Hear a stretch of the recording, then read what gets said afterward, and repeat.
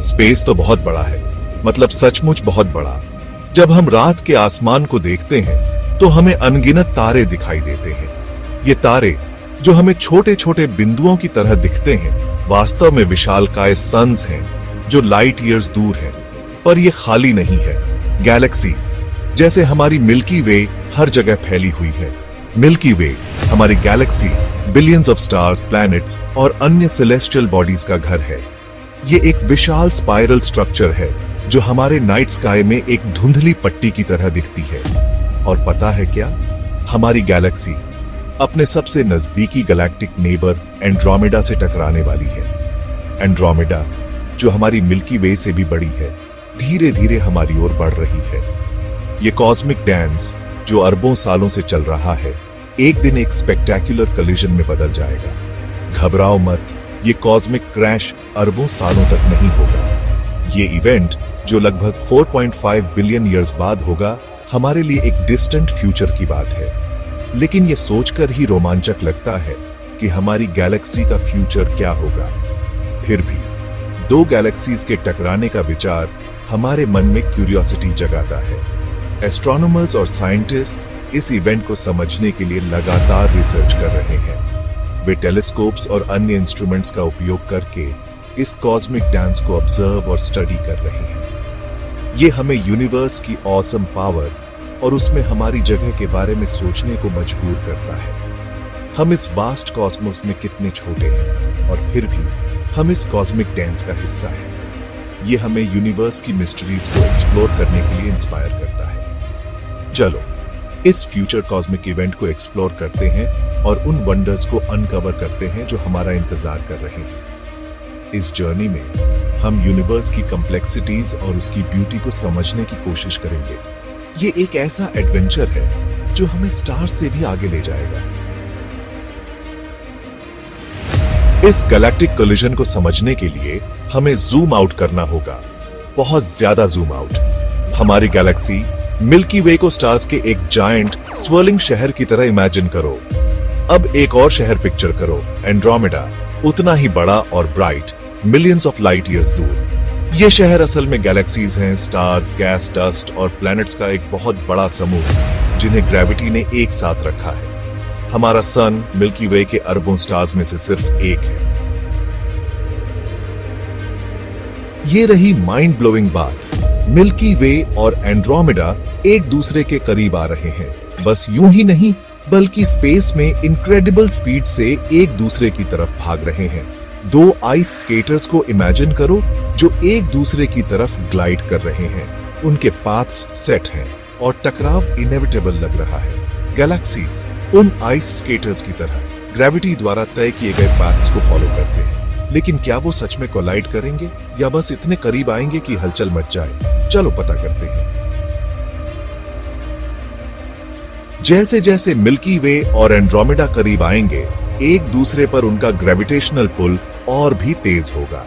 एक cosmic tug of war की तरह ये फोर्स दोनों गैलेक्सीज के शेप्स को डिस्टॉर्ट कर देगा। दो स्पाइरल गैलेक्सीज इमेजिन करो जिनके आर्म्स स्टार्स से भरे हुए हैं, धीरे धीरे स्ट्रेच हो रहे हैं। उनके वंस ग्रेसफुल शेप्स इलोंगेटेड और वॉर्प्ड हो रहे हैं। ये एक ब्यूटीफुल, भले ही स्लो मोशन में हो, कॉस्मिक डांस की शुरुआत है।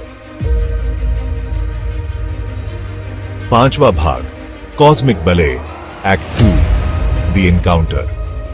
अरबों साल आगे बढ़ाते हैं। मिल्की वे और एंड्रोमेडा अब इतने करीब हैं कि उनके आउटर रीजन्स एक दूसरे को ब्रश करने लगे हैं। ये हेड ऑन कोलिजन नहीं है, बल्कि एक कॉस्मिक साइड स्वाइप की तरह है। स्टार्स और गैस बाहर की तरफ फ्लंग होंगे, जिससे टाइडल टेल्स नाम की लंबी चमकदार स्ट्रीम्स बनेंगी। ये टेल्स बहुत दूर तक स्ट्रेच करेंगी, जो इस इमेंस फोर्स का प्रमाण होंगी। छठा भाग, cosmic ballet, act 3, the merger. ये डांस अभी खत्म नहीं हुआ है। ये एक कॉस्मिक डांस है जो अनंत काल तक चलता रहेगा। पहले क्लोज पास के बाद गैलेक्सीज वापस स्विंग होंगे, जैसे दो डांसर्स एक दूसरे के चारों ओर घूमते हैं, अपने म्यूचुअल ग्रेविटी द्वारा एक दूसरे की तरफ खींचे जाएंगे। ये ग्रेविटेशनल पुल इतना शक्तिशाली होता है कि ये गैलेक्सीज को एक दूसरे के करीब लाता है। ये आगे पीछे होना अरबों सालों तक चलता रहेगा, जैसे एक धीमी गति का कॉस्मिक वॉल्स।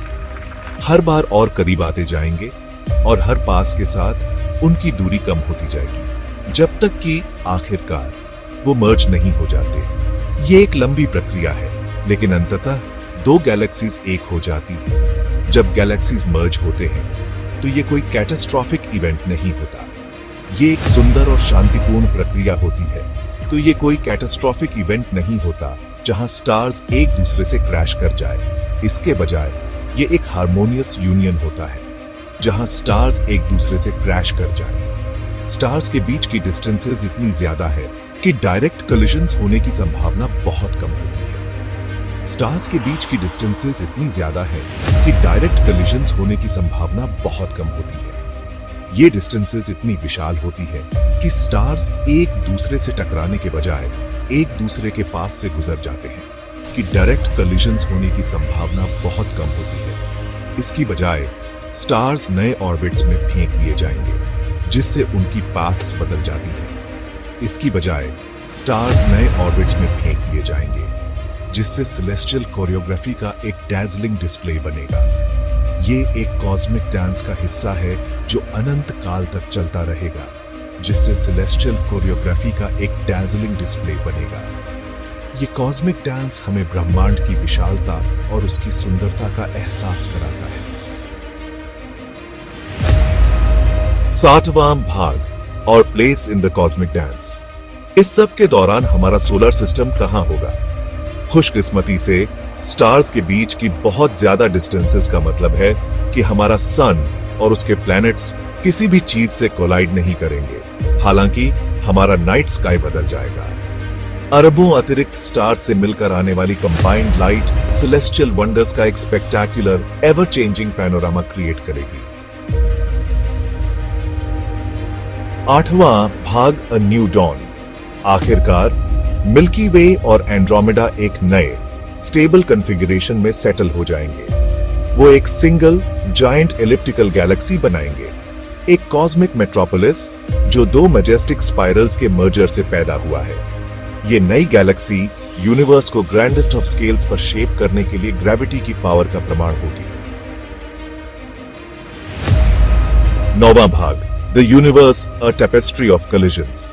मिल्की वे और एंड्रोमेडा के बीच का कोलिजन कोई यूनिक इवेंट नहीं है।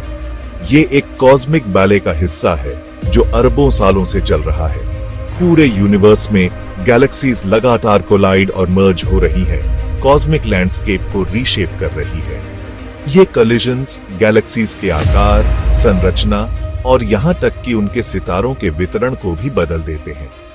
ये कोलिजन्स भले ही देखने में डिस्ट्रक्टिव लगें, असल में गैलेक्सीज के एवोल्यूशन के लिए एसेंशियल है। जब गैलेक्सीज टकराती हैं तो उनके बीच की ग्रेविटेशनल फोर्सेस नए सितारों और ग्रहों के निर्माण को प्रेरित करती है। ये नए स्टार्स के बर्थ को ट्रिगर करते हैं और गैलेक्सीज को गैस और डस्ट से एनरिच करते हैं, जिससे नई पीढ़ियों के सितारों और ग्रहों के लिए रॉ मटेरियल्स मिलते हैं।